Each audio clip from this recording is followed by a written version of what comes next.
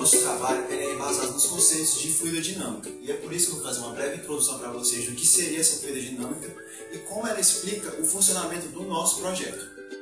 Bom, aqui vocês estão vendo um esquema que eu tenho um corpo imerso em um fluido, né?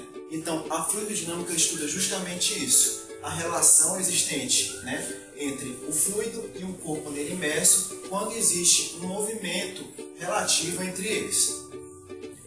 Não vai importar quem está se movimentando, se é o fluido ou se é o objeto.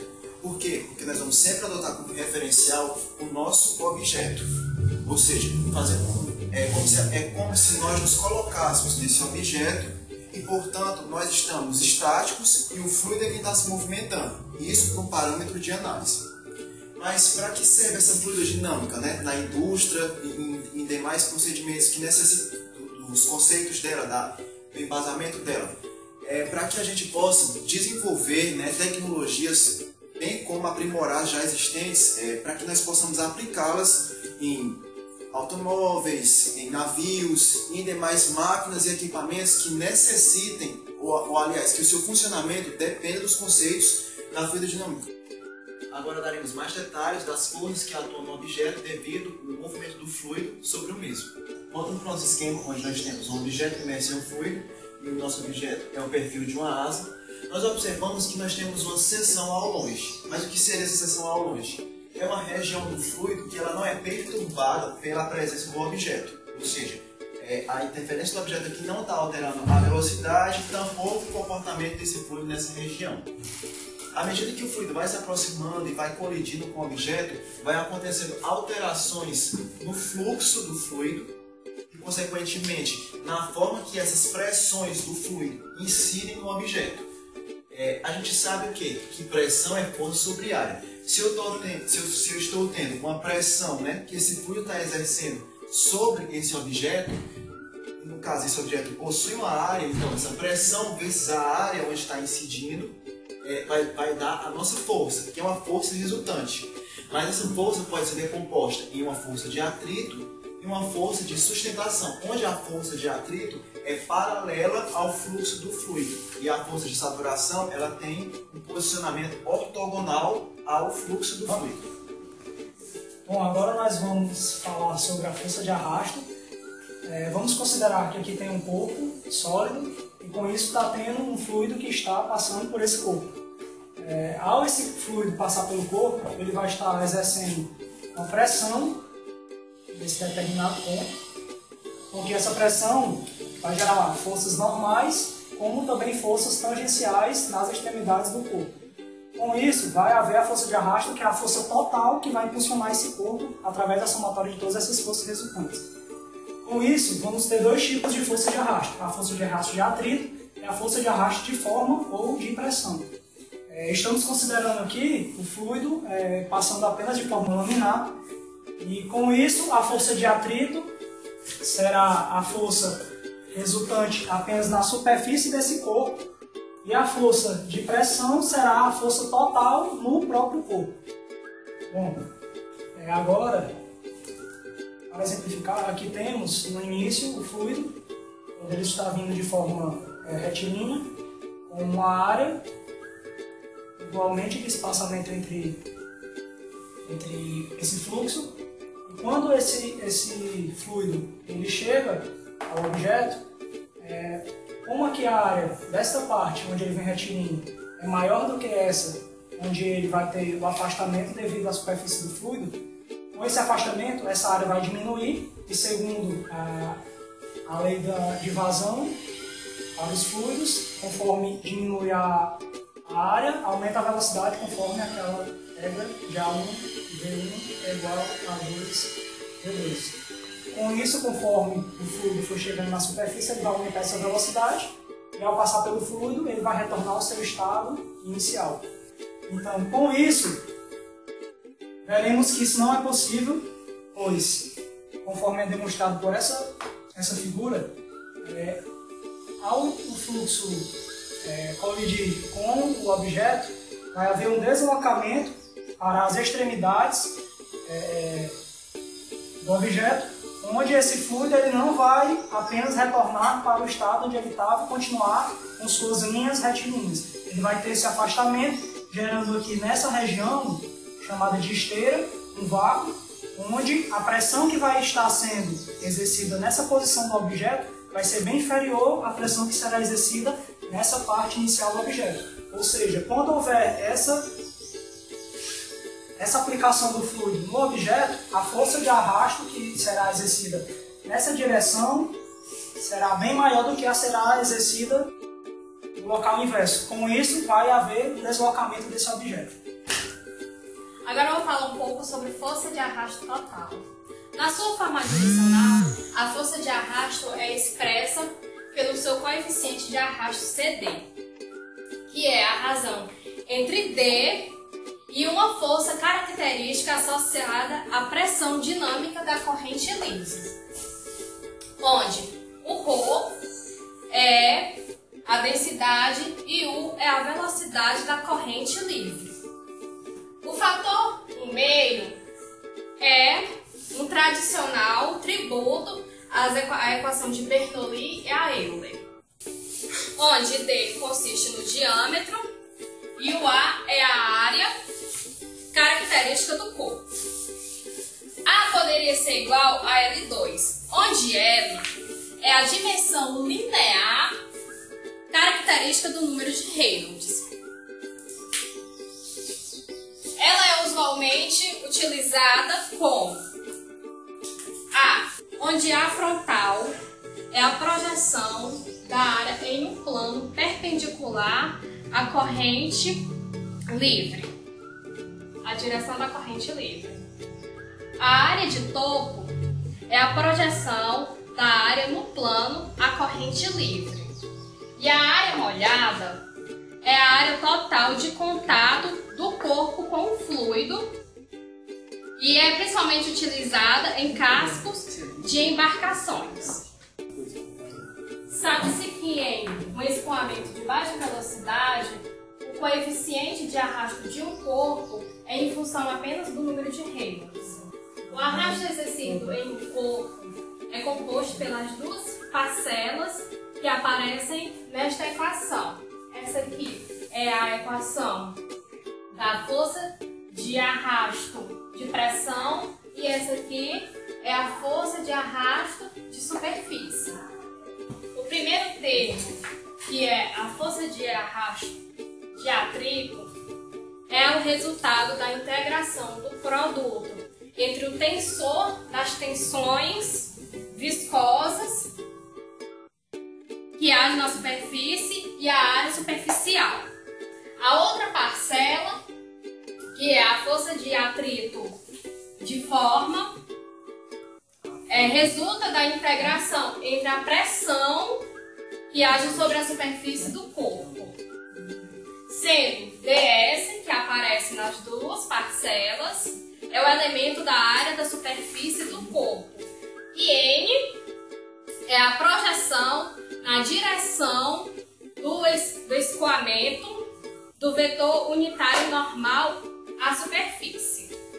Se dividirmos todos os termos da equação pela força característica, obteremos uma expressão similar ao do coeficiente de arrasto e vai resultar nesta equação aqui, onde o coeficiente de arrasto total é igual ao coeficiente de arrasto de atrito mais o coeficiente de arrasto de forma. A determinação analítica ou numérica destas equações ainda é um desafio à teoria da mecânica dos fluidos, exceto para uma placa plana ou corpos muito delgados.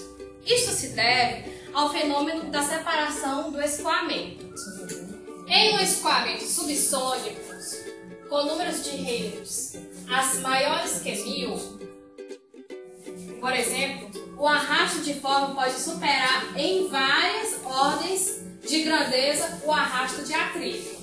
Em corpos robusos, isto é, não delgados, tais como cilindros e placas planas normais ao escoamento, o arrasto de pressão é dominante e correspondente a mais que 90% do arrasto total. Para escoamentos com número de Reynolds maiores que 1000, por exemplo, como corpos delgados, com formas de placas planas, aerofólios, pássaros e etc., tem o CD, coeficiente de arrasto menor que 0,1. Os arrastos de forma e atrito são igualmente importantes na constituição do arrasto total.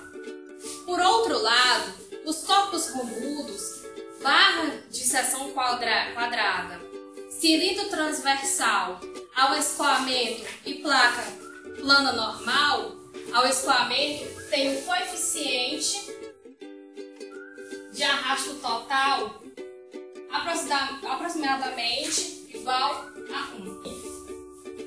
A razão para os corpos rombudos apresentarem o coeficiente de arrasto próximo da unidade é que a força de arrasto total é bem próxima do produto entre a pressão dinâmica e a área frontal. Agora falar sobre o comportamento do fluido ao longo da hélice. No nosso estudo nós vamos trabalhar aqui com a hipótese de que o fluido, o ar, se comporta apenas como um fluxo laminar, certo? Inicialmente temos aqui nós temos essa parte azul representa um perfil da nossa hélice, certo? Bom, o que acontece? E aqui nós temos as linhas de fluxo ao longo da hélice. O fluxo de ar acima da hélice vai gerar uma pressão na parte superior e, consequentemente, uma força, certo? Chamar aqui de FA. Da mesma forma, o ar que passa aqui por baixo da hélice também vai gerar uma força, FB. O que acontece? Com a quantidade de ar que passa em cima e a quantidade de fluido que passa embaixo são as mesmas, porém sentidos contrários, e acabam se anulando. Então, quando a nossa hélice estiver essa posição em relação ao fluxo de ar, não vai ter nenhum giro aqui no nosso catavento. Bom, outro extremo é quando a hélice está na vertical, com um ângulo de 90 graus em relação ao fluxo de ar. Agora nós temos aqui uma força sendo aplicada aqui nesse lado, certo? E aqui desse lado nós temos uma zona de baixa pressão, porque você pode ver aqui, o ar praticamente não passa aqui, aqui temos quase que um vácuo. E aqui nós vamos ter uma força ainda muito pequena. E o que vai acontecer? Essa força aqui vai prevalecer sobre a outra, então vamos ter uma resultante, nós fazemos o equilíbrio das forças nesse sentido. Bom, aí estaremos nesse caso aqui, onde teremos forças atuando somente nesse sentido, que vai tentar empurrar o nosso catavento, mas não no sentido de girar, deslocar ele. Porém, caso nós queiramos que haja uma rotação, o perfil das pás tem que fazer um ângulo que esteja entre 0 e 90 graus em relação ao fluxo de ar. Aí o que acontece nesse caso? Nós continuamos tendo uma força sendo aplicada perpendicularmente em relação a essa, certo? E aqui atrás nós também vamos ter uma força, só que essa força é muito pequena, vamos desconsiderar ela. Bom, essa força que é aqui aplicada, ela vai ter duas componentes. Uma componente em Y e uma componente em X, certo? E o que acontece? Essa força em X não vai fazer, no nosso caso, relevante, não vai ser relevante. Somente a força Y. Essa força Y, nesse caso, ela vai atuar para cá, girando nesse sentido. Aí o que acontece? Se por acaso as duas pás estiverem inclinadas da mesma forma em relação ao vento, vou ter aqui nesse lado também uma FY segunda, também nesse sentido, que essa aqui vai tentar rotacionar desse lado, essa vai rotacionar desse lado, e ambas vão se cancelar porque são iguais, então não vai haver rotação aqui. Porém, se a segunda hélice tiver com uma inclinação contrária da primeira, eu vou ter aqui uma força perpendicular a ela, e vai ter componentes Y e X. Bom, vamos pegar essa força em Y. Nesse caso, essa pá seria aqui, e em vez de uma força Y para baixo, teremos uma força sendo aplicada nesse sentido, que vai fazer gerar um torque nesse sentido. Então, a partir desse momento, ela vai começar a rotacionar. Bem, esse aqui é o nosso projeto. Ele é composto por uma base de madeira, um eixo, duas pás com angulação ajustáveis e com um eixo. Bem, agora iremos ligar o ventilador com referencial 0 para ver o que acontece. Notamos que não há nenhum movimento, pois ele tem de ficar parado. Agora iremos mudar a angulação para 90. Ligaremos o ventilador. Notamos também que não há nenhum movimento. Agora iremos fazer a angulação de aproximadamente 30 graus no mesmo sentido, ou seja, no sentido horário das pás. Ambas as pás. Notaremos também que não há nenhum movimento ou um pouco de movimento, porque ele tende a permanecer parado. Agora, à medida que nós colocamos um ângulo de 30 graus no sentido horário e outra pá no sentido anti-horário com 30 graus, notaremos outra coisa. Notaremos que ele começará a movimentar. E à medida que essa angulação vai se aproximando do 90, como por exemplo 60 graus no sentido horário uma pá e 60 graus no outro sentido, notaremos que ela começar, a velocidade dela irá aumentar. E assim por diante, assim até completar aproximadamente 89 graus, que será a velocidade máxima. Agora vamos mostrar por que a velocidade aumenta perto da angulação de 90. Bem, quando um fluido passa por um corpo, no nosso caso são as pás, ela cria duas regiões, uma de alta pressão e outra de baixa pressão. À medida que chegamos à angulação perto de 90, a região de baixa pressão irá aumentar e a força contrária a ela, que é no caso de alta pressão, irá diminuir, sendo que a força resultante será maior e com isso terá maior velocidade angular.